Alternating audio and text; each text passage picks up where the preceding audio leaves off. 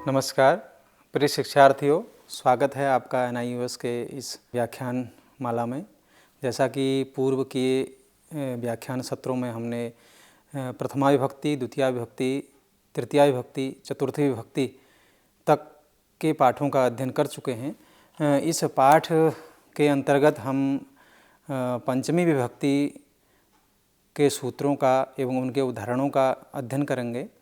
तो सबसे पहले बात करते हैं कि जो संस्कृत भाषा है, उस संस्कृत भाषा का जो मूल तत्व है, उस तत्व को जानने के लिए हमें कारकों को जानना अत्यंत आवश्यक है। यानी संस्कृत भाषायां तावत् षट् कारकाणि सन्ति एतत् जानीमः। यानी कर्ता, कर्म, करण, संप्रदान, अपादान, अधिकरणम चेति।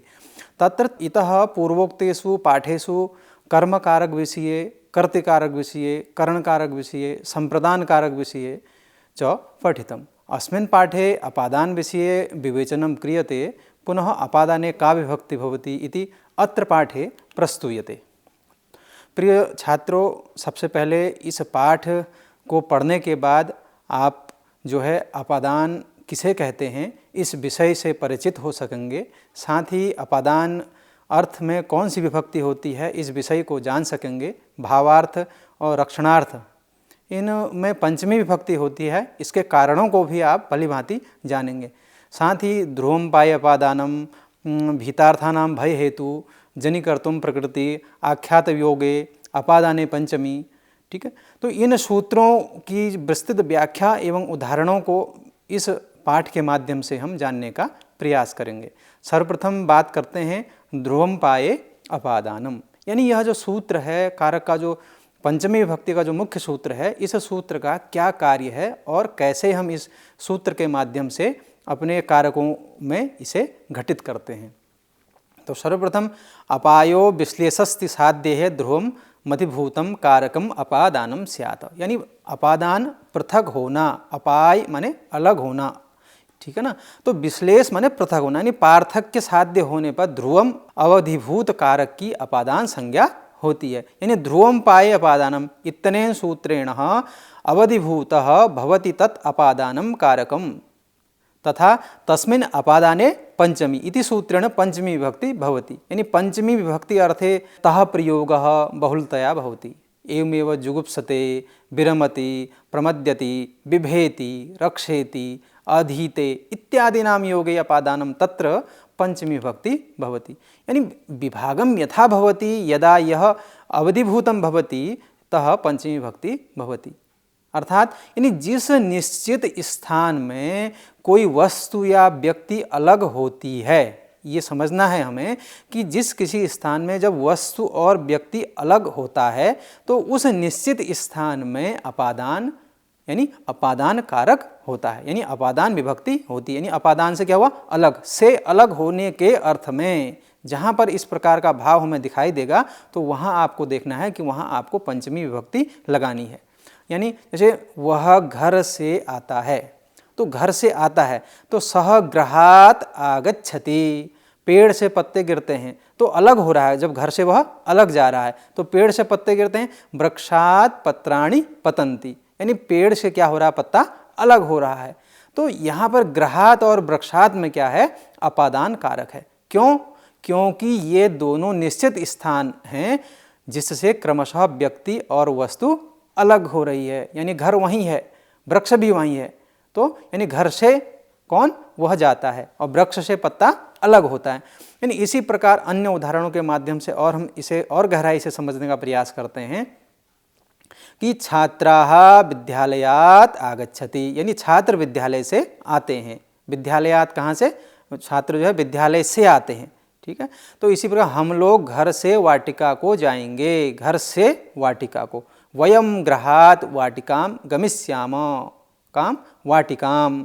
बालक पलंग से गिरता है, अलग हो रहा है, यानी बालकः पर्यंकात् पतति। ऐसे ही भक्त नदी से जल लाता है, भक्तः नद्यां जलम आनयति। इसी प्रकार से जो है आकाशात् जलम पतति, साधु पापात् जुगुप्सते, हिमालयात् गंगा प्रवहति, वृक्षात् फलं पतति। एवं बहूनि उदाहरणानि सन्ति एतद् विषये तु। तो यानी विभिन्न उदाहरण हैं। तो अब हम पहले जानते हैं कि अपादान जो है यह मुख्य रूप से 3 प्रकार का होता है। ये थोड़ा सा गहराई की तरफ हम जा रहे हैं। जो निर्दिष्ट विषयक अपादान और उपात्त विषयक अपादान और अपेक्षित क्रिया अपादान, यानी चीज़ें वही हैं, थोड़ा सा उसमें और गहराई की तरफ हम जब जाते हैं तो ग्रामात् आगच्छति, गांव से आता है, ये क्या है, निर्दिष्ट।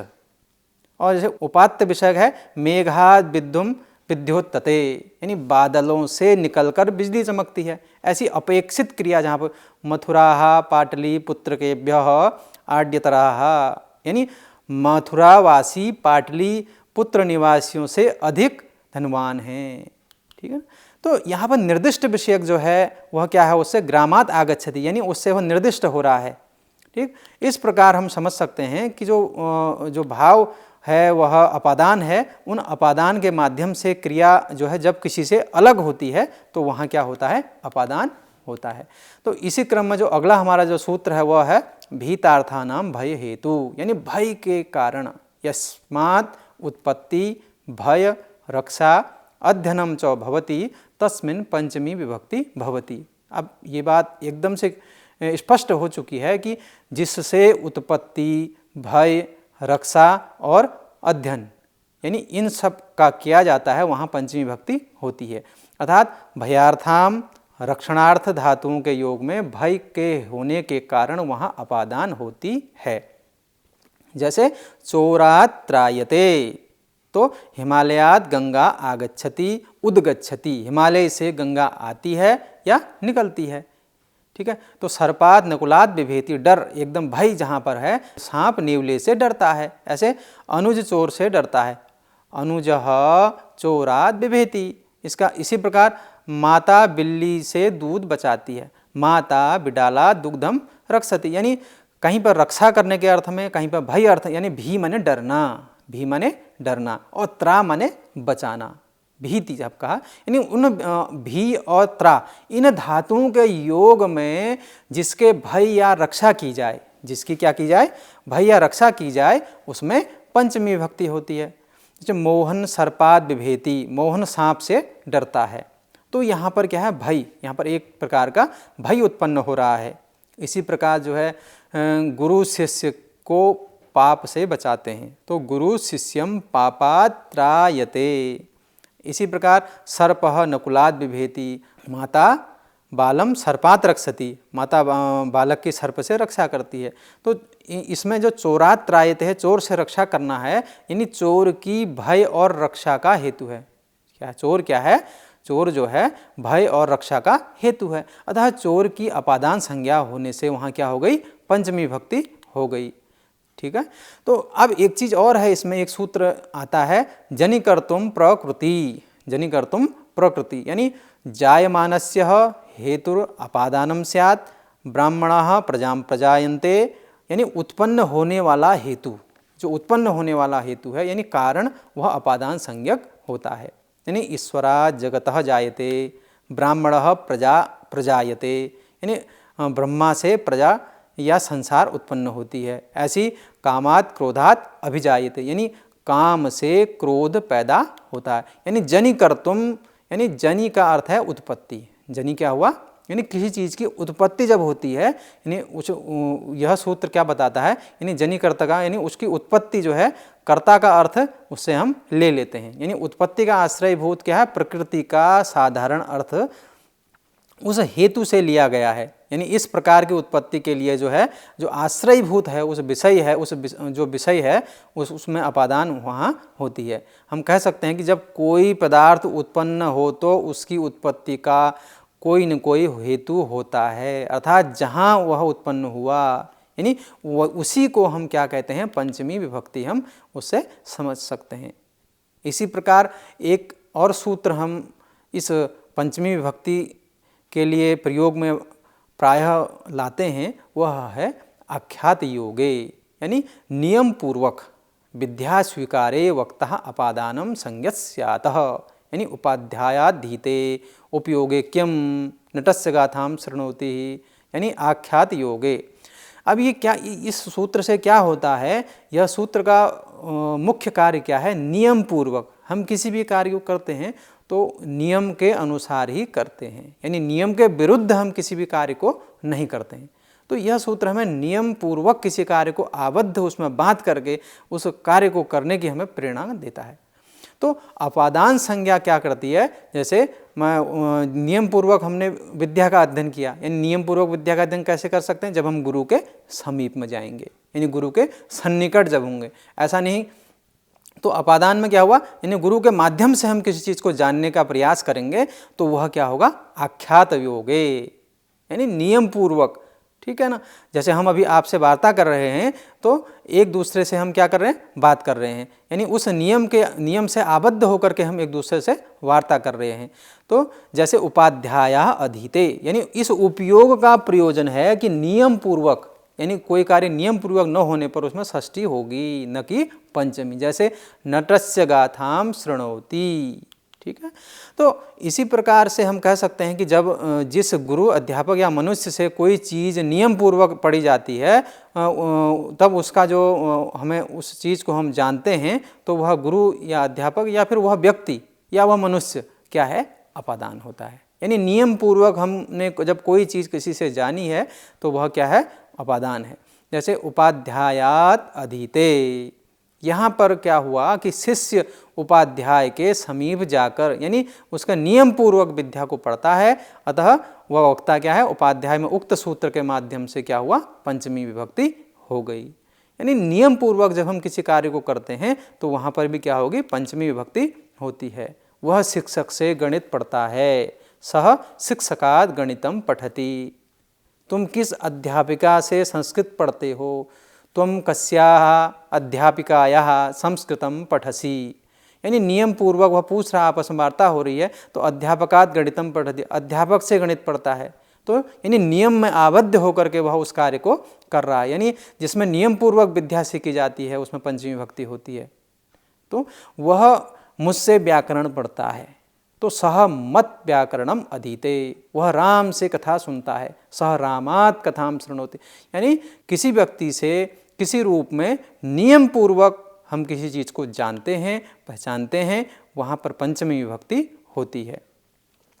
इसी क्रम में जो अगला एक सूत्र और महत्वपूर्ण सूत्र है वह है अपादाने पंचमी, यानी अपादान कारक में पंचमी विभक्ति होती है। यानी इस सूत्र में इति सूत्रेण वार्तिक्याः प्रभृतिभिः भाष्य प्रयोगः प्रभृति योगे पंचमी, भवात् प्रभृति आरभ्य वा सेव्यो हरिः, यानी अपादान कारक में पंचमी विभक्ति होती है। वृक्षात् पत्राणि पतन्ति, क्षेत्रपाल खेत से गाय हाँकता है, क्षेत्रपालः क्षेत्रात् गाम वारयति, ठीक है ना।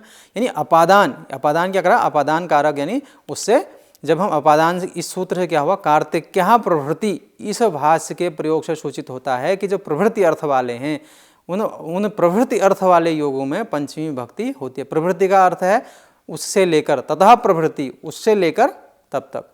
तो यानी प्रभृति अवधिभूत अर्थ का द्योतक है। अवधिभूत अर्थ जो है उसको जो बतलाने वाला है वह है इसके माध्यम से पत्र वृक्षात् पतति, मैत्रः ग्रामात् गच्छति, यानी बहि, पूर्व, पुरः, परः, भिन्नः, ऋते, यानी आदि इत्यादि नाम प्रयोगो नाम पंचमी विभक्ति भवति। यानी जैसे ग्रामात् बहि देवस्थानम अस्ति, ग्राम से बाहर देवस्थान है, ग्रामात् पूर्वम पंचायत भवनम अस्ति, ग्राम से पहले पंचायत भवन है, ज्ञानात् ऋते बिना मुक्तिम न मिलति, ज्ञान के बिना मुक्ति नहीं मिलती है। यानी इस प्रकार से भावतः प्रभृति आरब्धो वा सेव्यो हरिः, जन्म से लेकर जो है आमरण यानी हरि की सेवा करनी चाहिए, एक उदाहरण है।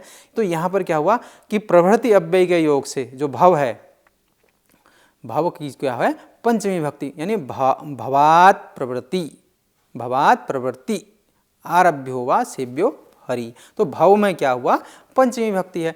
तो अपरि बहिरंच पंचम्याः, यानी बहिर्योगे पंचमी, ग्रामात् बहि, अपरि, सूत्र में बहि पद का जो पंचम्यांत है, शांति जो है समास करने पर सूचित होता है कि बहि के योग में क्या हो गया, पंचमी विभक्ति होती है। तो ग्रामात् बहि, गांव से बाहर। तो यहाँ पर बहि शब्द के योग में क्या हुआ, ग्राम शब्द में पंचमी विभक्ति का विधान नहीं किया गया है। और वहीं अपरिवही सूत्र है, उस वही शब्द को जो पंचम्यांत से जो है साथ समास किया, तो स्पष्ट क्या हुआ कि वही के योग में जब बाहर कहीं पर हम जाने की बात कहेंगे तो वहाँ पर पंचमी विभक्ति होती है। तो इस प्रकार से इस पाठ में के अंतर्गत आने वाले जो पंचमी भक्ति के अंतर्गत आने वाले जो महत्वपूर्ण सूत्र हैं, जो पाठ्य पुस्तक के अंतर्गत हमें जिन्हें पढ़ना है, उन सूत्रों को हमने जाना और उन उदाहरणों के माध्यम से उन्हें जानने का प्रयास हमने किया।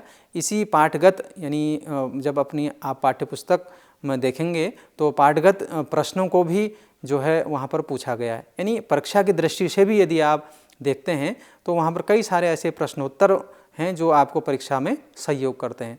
तो इस पाठ के अंतर्गत विभिन्न महत्वपूर्ण प्रश्न जैसे ध्रुवम पाये अपादानम, इस सूत्र में ध्रुवम पद का क्या अर्थ है, जैसे हमने पूर्व में जाना। तो ध्रुवम पाये अपादानम, यह सूत्र में अपाय क्या है, ठीक है ना। तो यह सूत्र ध्रुवम पाये अपादानम, यह सूत्र क्या होता है। भीतार्थानाम भय हेतु, इस सूत्र से भय हेतु पद का अर्थ क्या है, ठीक है। तो भय हेतु यहाँ पर कौन सा समास है। जनिकर्तुम प्रवृत्ति, इस सूत्र से जनिकर्तुम इस पद का क्या अर्थ है। आख्यात योगे, इस सूत्र के आख्यात क्या हैं, आख्यात योग में जो है उपयोग करते हैं वह क्या है। तो इन सभी प्रश्नों के जो उत्तर हैं पाठ्य पुस्तक के अंतर्गत निहित हैं। जैसे ध्रुवम, इसका जो धातुवाच्य विभाग है वह आश्रय इसका अर्थ है। ऐसे अपाय है, उस अपाय का विभाग अर्थ है, ठीक है ना। तो आख्यात अपादान, इस सूत्र में अपादान संज्ञा होती है। ये आप जब अपनी पाठ्यपुस्तक में प्रश्नोत्तर भाग में जब देखते हैं तो उस प्रश्नोत्तर भाग में जो है आपको इस प्रकार से पाठ्यगत प्रश्नों को पढ़ने का अवसर मिलता है। तो यानी इस व्याख्यान के माध्यम से भी आप उन प्रश्नों के उत्तरों को अपने पाठ्यपुस्तक में देख सकते हैं। इसी प्रकार जो पाठांत प्रश्न हैं, जो दीर्घोत्तरीय प्रश्न हैं, जैसे ध्रुवम पाये अपादानम, इस सूत्र की व्याख्या कीजिए। यानी जैसे ध्रुवम पायम अपादानम क्या करता है, इसका क्या कार्य है, यानी अपादान कारक जो है इसमें उसके उदाहरणों को बताना है आपको। भीतार्थाम यानी भय, भीतार्थानाम भय हेतु इति सूत्र की व्याख्या कीजिए। यानी इस प्रकार के प्रश्नों का उत्तर जो है इस से निकलता है। और जनिकर्तुम प्रवृत्ति, इस सूत्र की व्याख्या की, जैसे हम बता रहे थे, चर्चा कर रहे थे। यानी इस प्रकार से प्रश्न जो है पाठांत प्रश्नों को भी आपको इस पाठ के अध्ययन के साथ साथ आपके अपनी पाठ्यपुस्तक को भी देखना है। तो प्रिय शिक्षार्थियों, इस पाठ में हम देख रहे थे कि पंचमी विभक्ति के जो मुख्य सूत्र हैं, ध्रुवम पाये अपादानम हो गया, भीतार्थानाम भय हेतु, जनिकर्तुम प्रवृत्ति, आख्यात योगे, अपादाने पंचमी, यानी इन सभी सूत्रों का अध्ययन हमने किया और पंचमी विभक्ति में जो होने वाले जो प्रयोग हैं उन प्रयोगों को समझा।